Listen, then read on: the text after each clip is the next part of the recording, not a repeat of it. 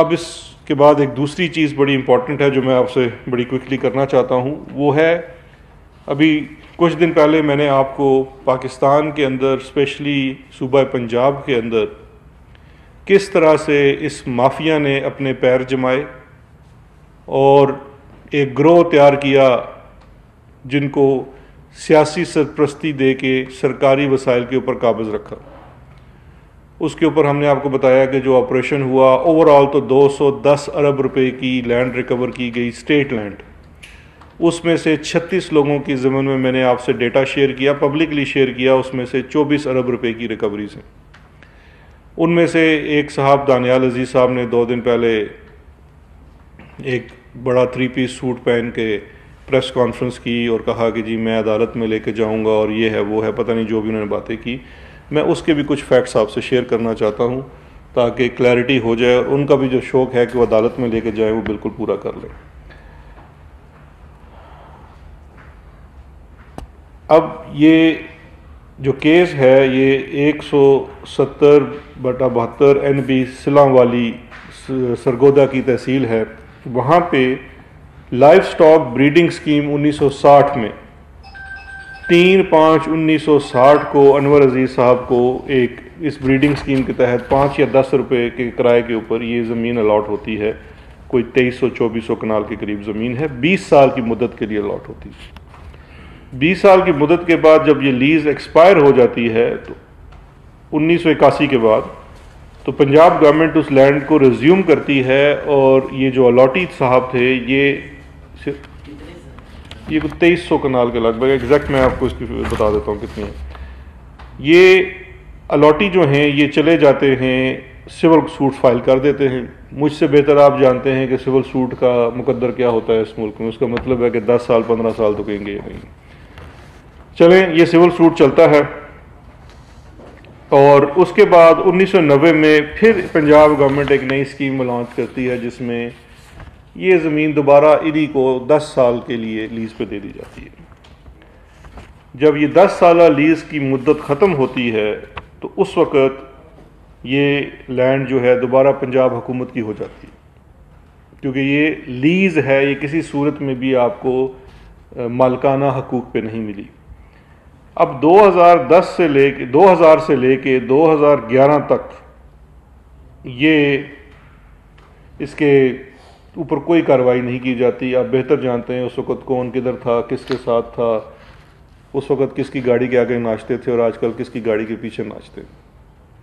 2011 میں برکیف Lahore high court سے یہ فیصلہ آتا ہے کہ یہ زمین سرکار کی ہے اور سرکار کی ہی رہے گی اور الاٹی کا اس کے اوپر کوئی حق نہیں ہے۔ اچھا جی، اس کے بعد کوئی ایکشن نہیں ہوتا، ایسے ہی کام چلتا رہتا ہے اور یہ زمین کے اوپر قابض رہتے ہیں۔ سن 2018 آ جاتا ہے، پاکستان تحریک انصاف کی حکومت آ جاتی ہے۔ 20/10/2018 کو اسسٹنٹ کمشنر سلاں والی جو ہیں وہ، کیونکہ ان کے ریکارڈ کے مطابق یہ سرکار کی زمین ہے، اس کے اوپر کورٹ کا فیصلہ بھی آ چکا ہے لیکن ابھی تک سرکار اس کو ریزیوم نہیں کر پائی ہے، تو وہ اس زمین کو ریزیوم کرتے ہیں، ریکارڈ درست کرتے ہیں اور 408، یہ تقریباً 4 کروڑ روپیہ بنتا ہے، تاوان عائد کرتے ہیں، کیونکہ ان کے پاس یہ اس وقت ناجائز قبضے میں رہی۔ تاوان اسی صورت میں عائد کیا جاتا ہے۔ اس فیصلے کے خلاف 2008 میں 18 والے میں یہ سپریم کورٹ چلے جاتے ہیں، کیونکہ پہلے ہائی کورٹ تک تو یہ معاملہ طے پا چکا تھا۔ سپریم کورٹ میں جاتے ہیں تو سپریم کورٹ کا فیصلہ بھی میرے پاس موجود ہے۔ سپریم کورٹ آف پاکستان جو ہے وہ ان کو یہ آرڈر ہے مشیر عالم صاحب کا، اور اس میں یہ بھی کیس ہار جاتے ہیں۔ اس کیس کی جو ہیئرنگ ہے وہ 25/10/2019 کو ہوتی ہے، اور اس میں یہ پٹیشن ان کی جو ڈسمس کر دی جاتی ہے، ان کو لیو ٹو اپیل نہیں دی جاتی، اور یہ قرار دیا جاتا ہے کہ یہ لینڈ سرکار کی ہے، الاٹی کا اس کے اوپر کوئی حق نہیں ہے اور یہ لینڈ سرکار کے پاس ہی رہنی چاہیے۔ وہاں سے بھی معاملہ ختم ہو جاتا ہے۔ تو اس کے بعد یہ زمین ابھی بھی بحق سرکار ہے. ہم یہ بڑے فخر سے کہہ سکتے ہیں کہ 2018 کے بعد یہ بالکل سرکار کے پاس زمین رہی. اب دو چیزیں ہیں اس کے اندر بڑی امپورٹنٹ. پہلی یہ ہے کہ اگر جس طرح سے دانیال عزیز صاحب جو بھی فرماتے ہیں، اگر ان کا اس کے اوپر اللیگل ان کی ٹیننسی نہیں تھی یا قبضہ نہیں تھا، تو یہ 4 کروڑ روپے کا جو تاوان آپ کے اوپر لگا ہوا ہے یہ کس قانون کے تحت ہے؟ اگر یہ تاوان غلط لگا ہوا ہے تو آپ عدالتوں میں جا کے اس کو خارج کروا لیں. یہ تو اسٹیبلش فیکٹ ہے. اور دوسری یہ چیز بڑی امپورٹنٹ ہے، جو اصل مقصد ہے ہماری اس پوری ڈرائیو کا. دیکھیے، یہ ہمیشہ اس ملک کا سب سے بڑا المیہ یہ رہا ہے کہ اس ملک کا سب سے طاقتور طبقہ پولیٹیکل وکٹمائزیشن کا رونا روتا ہے. آ کے وسائل کو لوٹا آپ نے،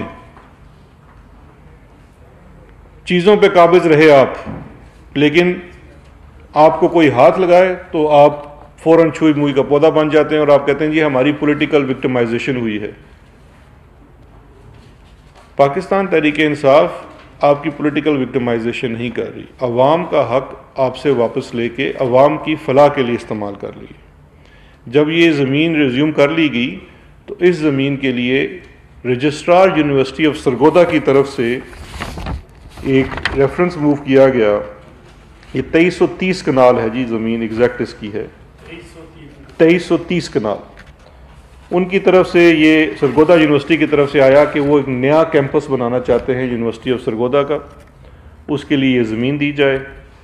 جو ڈسٹرکٹ ایڈمنسٹریشن ہے انہوں نے اس پروپوزل کے ساتھ اگری کیا ہے اور صوبائی حکومت کو بھی انہوں نے یہ دے دیا ہے، اور اس کے اوپر اب ہم انشاءاللہ یونیورسٹی آف سرگودا کا کیمپس بنانے جا رہے ہیں. تو جو اس تمام چیز کا مقصد ہے وہ یہی ہے کہ یہ وسائل ان سے لیے جائیں. جس طرح سے باقی جو لینڈ نکالی گئی ہے ان لوگوں سے، اس کو بھی گجراوالا میں ایک بہت بڑے بااثر گروہ سے بھی زمین بازیاب کرائی گئی اینڈ شہر کے وسط میں، وہاں پہ پبلک پارک بنا دیا گیا ہے. اسی طرح سے آپ کو یاد ہوگا لاہور میں ایک جگہ ہم نے جو شیلٹر ہوم بنایا. تو یہ تمام عوامی فلاح کے لیے یہ وہ چیزیں ہیں استعمال کی جائیں گی. اور باقی جو لینڈ ہے جو آکشن ہو سکتی ہے، جس کی ویلیو بہت زیادہ ہے، پبلک آکشن کر کے میکسیمم پرائس اس کی اٹین کر کے ہم اپنے وہ والے منصوبے جو صحیح معنوں میں عوام کی فلاح و بہبود کے لیے ہیں ان میں خرچ کیے جائیں گے. جیسے کہ یونیورسل ہیلتھ کوریج ہے. جس طرح سے خیبر پختونخوا کے صوبے میں تمام شہریوں کو اس وقت ہیلتھ انشورنس اویلیبل ہے اور وہ اپنا علاج اس انشورنس کے تحت کروا سکتے ہیں، انہیں کوئی ادائیگی نہیں کرنی پڑتی. یہ بہت ریولوشنری سٹیپ تھا. اب وہی کام پورے پنجاب میں ہونے جا رہا ہے، اور اس کے لیے ایسے ہی وسائل، کیونکہ ہمیں کہیں باہر سے پیسہ نہیں لے کے آنا، ادھر سے ہی جو ہمارے پاس وسائل موجود ہیں ان کو صحیح طرح سے استعمال کر کے عوام کی فلاح کے لیے استعمال کرنا ہے. بہت شکریہ. سر یہ اس میں جو یہ آپ لیز والی بات بتا رہے ہیں، کیونکہ آپ نے کہا تھا کہ یہ سرکاری زمین پر قبضہ کیا گیا ہے اور دانیال عزیز نے کیا ہے، وہ فرماتے ہیں 1960 میں تو میں پیدا نہیں ہوا، اور لیز کی زمین صرف سیاستدانوں نے نہیں کی ہوئی تھی. اگر آپ لیز کی زمین کے ریکارڈ نکالیں تو سب سے زیادہ آپ کو پتہ ہے کن کے پاس ہے زمین، کن کو الاٹ کی جاتی ہے، کتنے کتنے عرصے تک خاندانوں کے. یہ تو آپ 1960 کی بات کر رہے ہیں، 1947 سے چل رہا ہے، تو اس طرف بھی آپ کا رخ جائے گا. اور دوسرا سوال آپ نے جو شہباز شریف کے حوالے سے کہا بڑی انٹرسٹنگ ہے. میں نے ابھی تھوڑا سا وہ پڑھا ہے ٹی ٹی والا پورا کیس. 118 گواہ ہے میرے خیال میں، 118 نہیں 100 سے زیادہ ہے. سمجھ مجھے نہیں آ رہی کہ ٹی ٹی کا جتنا بھی کیس ہے چھوٹے بھائی کے متعلق، تو بڑے بھائی نے یا اس کی فیملی نے، اس کے بچوں نے، کسی کا کوئی ٹی ٹی کا کیس نہیں پکڑا گیا. اچھا، جو پہلا آپ کا سوال ہے جی 1960 والا، جنہوں نے کہا کہ میں 1960 میں پیدا نہیں ہوا تھا، تو 1960 میں تو آپ کو ٹیننسی ملی ہوئی تھی.